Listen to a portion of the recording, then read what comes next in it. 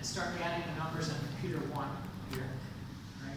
And then when it's done adding those, go and start adding numbers from computer 2. And then the numbers in computer 3 and so on. And then when it's done, you have the sum of all those numbers. Okay, so you can probably see some limitations to this approach. Anybody want to point out one or more of them? Why is this not really a good idea? Or how can we do better?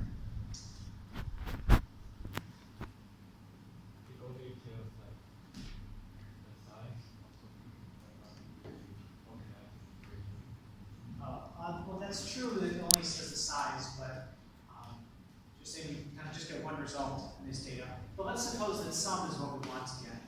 Right, let's say we want to know the sum of these numbers, but maybe we want to know that sum more efficiently, faster, quicker, with less overall work, for instance. Because we'll talk about other operations, other things we might want to know with the data first. Just using sum is a simple example. So any ideas we could do better? Then just have one computer count this number, this number, this number. When it's done, jump in up to this number. So one hint is I use the word sequentially here, right? In sequence. But we know that with many computers, we could probably do things in parallel.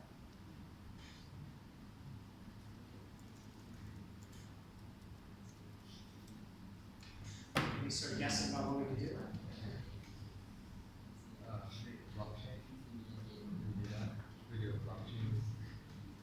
Blockchain. Can you explain? So we put the data on the server, and after you can just access to the data. Yeah, we can access the servers to get the data in a different way. Let me show you. Yeah. So what?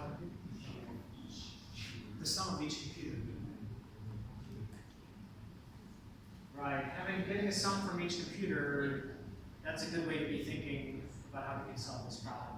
Right? So what is the sum of all these numbers? Well, it's the sum of the sums of numbers on each computer. Right? So maybe you can see where we might go.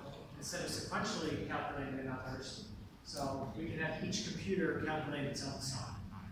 So we spread this data across many computers, but it's useful not to forget each computer has its own processing power itself, right? It can do things itself. So it's more than just a place to put data, it can actually process information also. So what we can do is distribute this calculation and have computer 1 sum up its numbers. 47, 13, and so on. And separately have computer 2 sum up its numbers. And then the coordinator can collect all these sums. The sum from computer 1, computer 2, and add them up. So you can probably see why this works, right? The sum of all the numbers is the sum of the sums of the computer's numbers. Okay, so it's also worth pointing out they can do this in parallel. Right? So at the same time as computer 1 summing its numbers, so can each other computer do that work. So actually, this will give us a speed up of n. So if we have 10 computers, we'll get the work done 10 times as fast because we split the job. Right? So this is like kind of the key to unlocking thinking how we do good things with distributed computation of big data. It's spread across many computers and our operation. With some, we were able to speed up because we could decompose it. We had this big problem, we could break it into separate subproblems, get some result from each of those, and combine the results at the end. So now we can think, can we do this for other things? Like not sum, but how about count? If you want to count the items. So actually we can do that because you can just think of it as summing ones, a 1 for each item. So counts can be decomposed in this nice way, just like sum. How about average? Suppose we want to compute the average of all those numbers. Can we break that up in a certain way? Anybody see how? It's a little bit clever.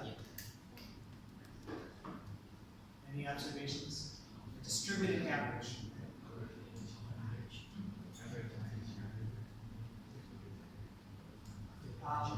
if you got the average, I think you could combine the averages from each computer, yeah, I think you could do that. Or another way to think about it is sum is just sum, if they had the same number, actually.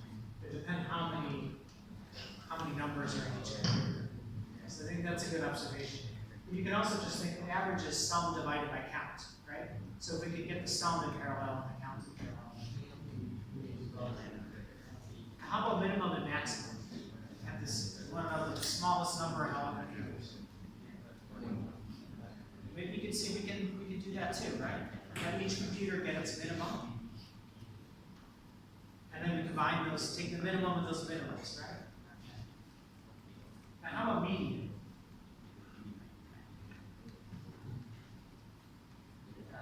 So now if you're sitting back and thinking median seems harder, then you're absolutely right. So remember, median is that we sort all these numbers and take the minimum and run at the 50th percentile. So for median, no, it's not easy to just break up into these small subproblems in a simple way. But I will tell you that with iterations, with looping over, there's kind of a clever algorithm, it is possible to still get it fairly efficient. So we can't break it up quite so neatly as we can sum, count, average, min, and max in a distributed environment. But there are a few tricks we can do if we add a little bit more capability. I'll be a little slower. Okay, so I'll tell you about MapReduce is the most popular model that breaks data up this way. So it was popularized in 2004 by some Google researchers. And one of the great things about it was, first of all, it breaks up problems and moves the computation to data. Well, it lets us do operations that work that way. And second, it scales up to thousands of machines. So if you have a data set so big, you have to put it on thousands of computers. This MapReduce and similar paradigms are kind of the only way to get your job done. They started trying to scale up databases, like relational databases. You probably take a course if we had it on that.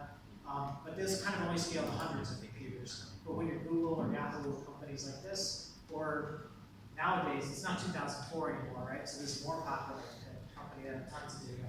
To scale to a lot of machines, use a paradigm like this. And these k-means and IUPAs and other simple, remember we said they're relatively simple data mining algorithms. A great thing about them is they can be implemented in this kind of system. You can break up subproblems and have loops like we do for median. Then we can scale up IUPAs and k-means. You can implement it in this kind of system. And now these algorithms can handle huge amounts of data. So this is where we start to achieve this idea that starting from data, raw data, that's gotten much bigger, we want to still be able to get to knowledge. These kind of distributed systems are a great tool to let us be able to do that. And the key is that simple algorithms that can be scaled can be broken into subproblems. Also, if you're kind of wondering, well, who cares about this stuff? Maybe it's too detailed or something. Actually, this is a distributed median was an interview question that I was asked at Group 10. So people in practice care about this. Because they want to solve not median, but they have something else in mind, and it's useful if you know what to do. Okay, so let's summarize data mining and big data put together. The modern data sets are split across many machines. Extracting the knowledge from them is really important. So dividing your problem into smaller subproblems that can be solved independently is really the key to get performance and scalability. And there's ways to do this with both k-means and IUPAs. So when you have lots of data, actually simple models can be better than, be as good or better as complex models. There's a lot of complex models out there too, that people take a small amount of data and they have some very complicated model that they built on it. But kind of the message I hope that you hear today is the models don't have to be complicated if you have a lot of data. So for instance, a Google Translate engineer. So if you think about machine translation, you want to translate one language into another. Does anybody have any insight on how that is done? Like how does Google Translate work? Any ideas?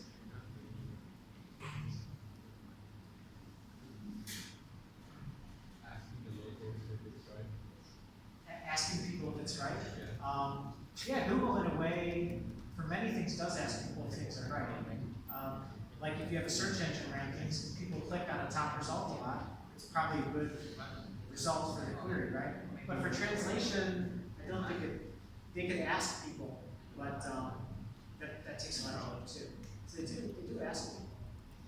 Maybe I'll just give you a little bit of insight. Like the main way is take a document, say written in English, and then take a Thai translation of it, and then feed that into a computer and tell it that these two are the same thing. And it will try to figure out the structure using a lot of different techniques. You can have it try to figure out the structure of when you say this word, what does it mean, and what word should be followed by, and complicated things like that. And so you do that not just for one document, but for many, many documents, right? So you have pairs of documents that both say the same thing in two different languages. It's a Google Translate engineer said, when you take 10,000 of these training examples, it kind of works okay. When you scale that up to 10 billion, then it works great. So data trumps everything. Meaning, data is really the key to doing a good job with these kind of operations. So data mining, we really value these two principles, simplicity and scale. Whereas in other disciplines, they prioritize other things. Okay, so let me then talk about the last topic. That is, we may be thinking, well, suppose we get interested and learn some things about this and want to apply our skills and also learn more. So what does that look like? What are things like at companies that do this kind of thing every day? So obviously, academia has a keen interest in this. There's a lot of new data science programs and data analytics programs that universities are trying to put together, and they need people who are interested to teach in that. So, or graduate school, like was a choice for me, is an option if you're interested, and it gives some exposure both to academia and to industry.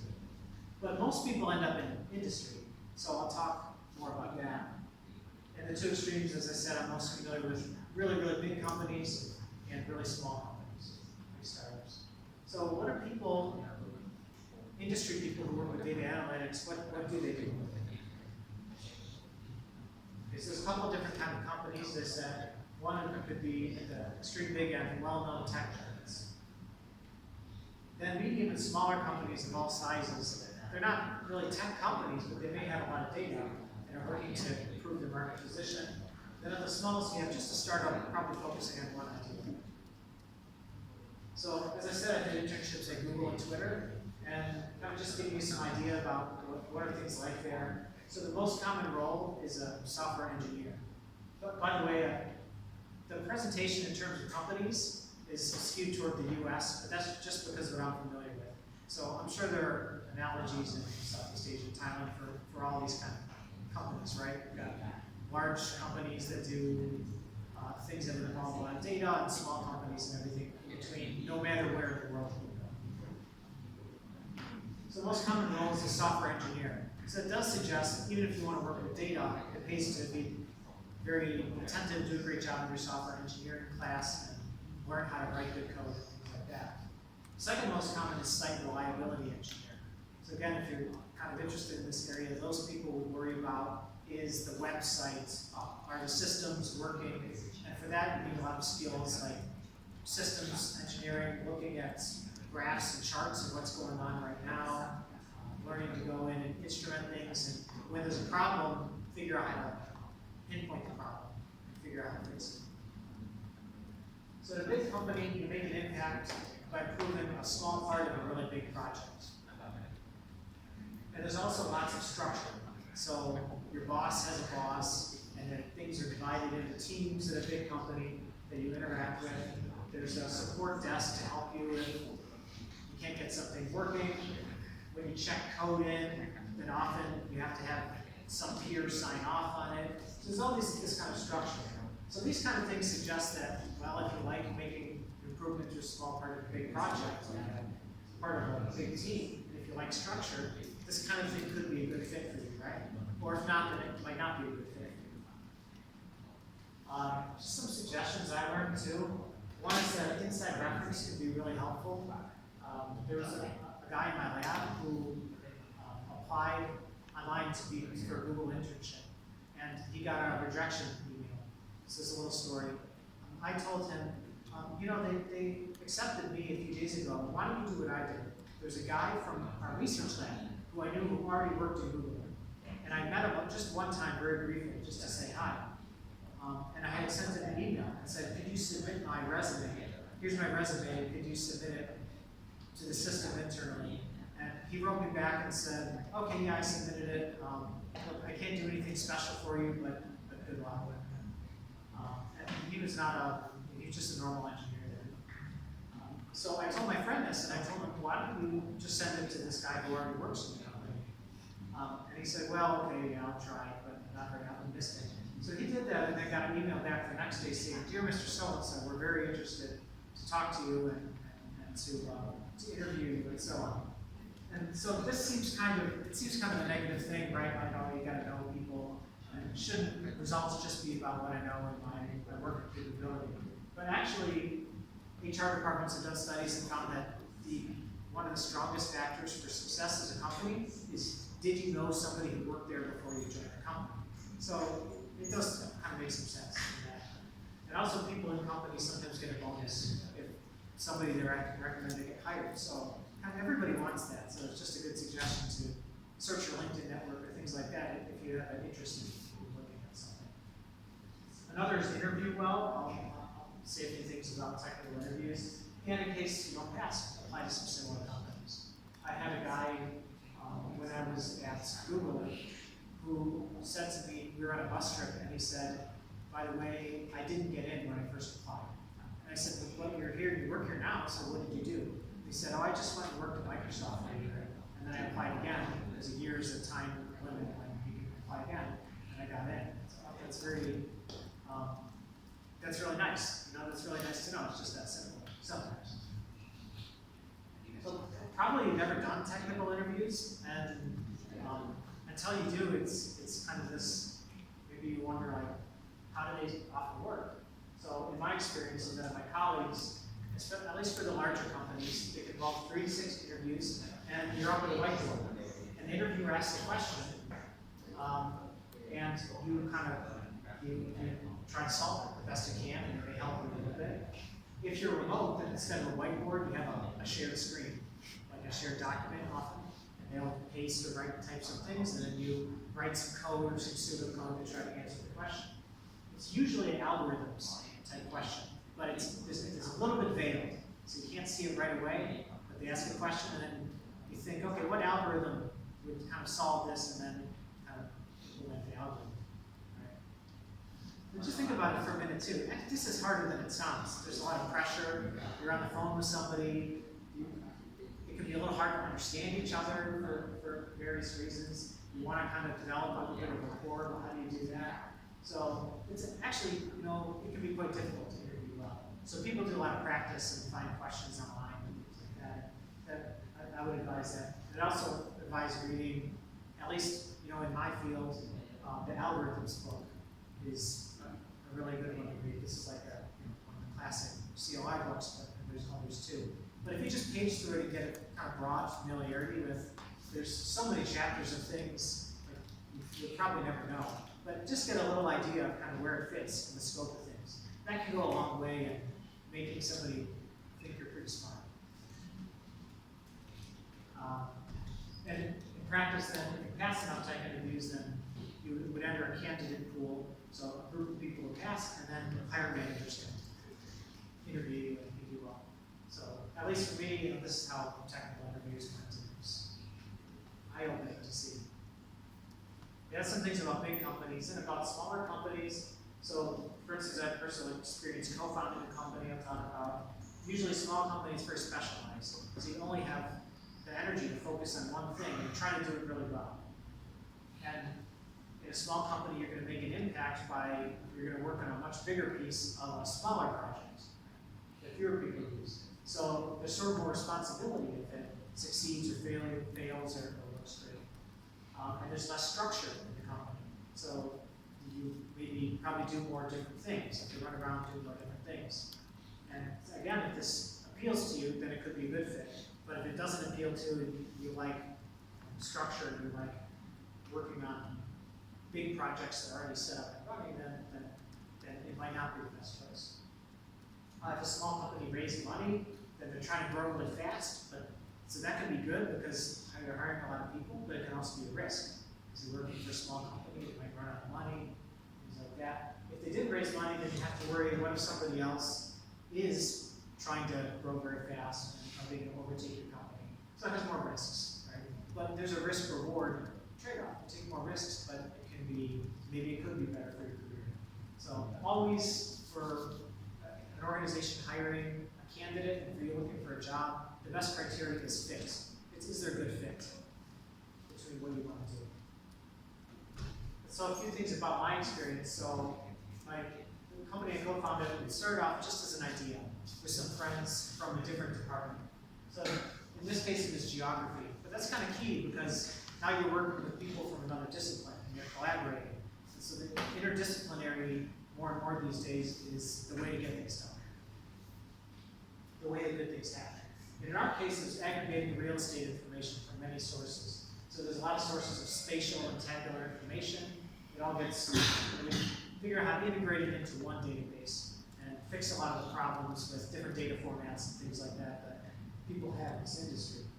The so-called information integration. So a lot of people do this in many different industries. In our case, it was with computerized network. In our case, we treat it like a long-running class project. So what's a class project? You kind of nights and weekends stuff. You try to make it as good as possible without spending a lot of money. And this kind of student mentality was good for us anyway. Because when you're a student, you don't have any money, right? So you're just trying to use, kind of scrape together whatever you can around you. And that gives you a habit of being very resourceful, which I think is healthy labor. It can be. So it's not the way to be successful for everybody, but it worked for me, it worked for us. So maybe some general tips about if you have your own idea, things that might help with being successful with it. So one, of course, is know a lot about the domain. So in our case, we were pretty young, but actually putting our knowledge together, we did know a lot about computerized mapping. So hopefully you have a similar situation. And the thing you create has got to be a lot better than what's out there. So you really want to aim to make your solution be like 10 times better than what the alternative would be. Because if it's just a little bit better, that's not enough for people to adopt it. Right? Being attentive to users, because users will give feedback and tell you what they don't like and what you might change. So if you have something and you can get it in front of people, that can be great for improving your product. Better than trying to think about it within your head. Getting used to failing is really important. There's this quote from the IBM founder: to increase your success rate, double your failure rate. So if you can get used to things not working and just say, I'll just try it again a different way, or maybe it won't work out, I'll try something different, can be really important. And these are not all for small company ideas too, right? You can apply these at big companies. Okay, so let me sum up. So as we talked about, data mining can be this key tool for getting from raw data to knowledge. And in this web scale, big data era where you've got tons of information, simple and scalable models can be really effective. Integrate all this data. There's lots of ways to apply these techniques across many different fields. And I think we're really in a golden opportunity time for data analytics. I think that the field is hot for a good reason. I think it's not overheated yet. In other words, there's not too many people rushing into data analytics. As I said, we're drowning in data, but we're starving for knowledge. And we've got this incredible power, you can think, no matter what we do in our field. How many have heard of Moore's Law? Well, I said it right here, right? Yeah. But I heard that it's Moore's Law might be plateauing, that's true. But people find ways around it. It seems to have.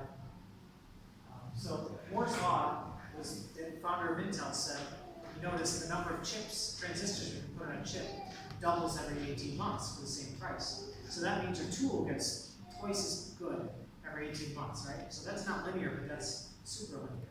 Things get very powerful.